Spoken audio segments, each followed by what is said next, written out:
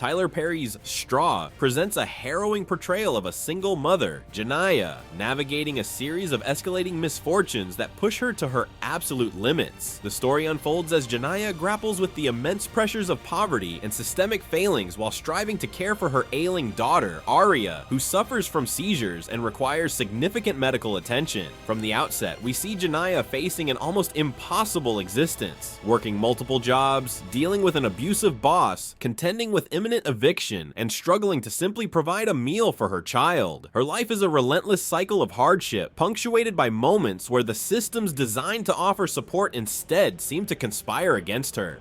Janiyah's overarching goal is to survive, and above all, to ensure her daughter's well-being and provide her with a better life. Every decision she makes, every risk she takes, is driven by this singular purpose. When her attempts to cash a much-needed paycheck are met with bureaucratic hurdles and a series of devastating setbacks, including losing her job and her home, her desperation intensifies. She encounters an indifferent world where racial bias and economic disparity create dangerous misunderstandings and push her further into a corner. Her desire is simply to gain enough stability to care for Arya, to escape the crushing weight of her circumstances, and to be heard and understood by a society that seems to constantly overlook her struggles. The antagonists in Straw are not always singular individuals with malicious intent, but rather represent the failings of a broken system and the societal forces that oppress the vulnerable. The goals of these antagonistic elements are to uphold rigid rules, maintain control, and prioritize process over human need. This includes a cold, unsympathetic boss who denies Janiyah her earned wages, an off-duty police officer who maliciously targets her, and the inflexibility of institutions like the bank and child protective services which fail to see beyond appearances and offer genuine assistance. The system, in its unyielding nature, becomes a primary force working against Janiyah, creating an environment where a desperate mother is perceived as a threat rather than someone in need of help. These forces aim, perhaps unintentionally, to keep individuals like Janiyah trapped in a cycle of poverty and marginalization, making it nearly impossible for her to achieve her goal of providing a decent life for her daughter. The narrative highlights how societal indifference and institutional shortcomings can be as formidable an adversary as any individual villain.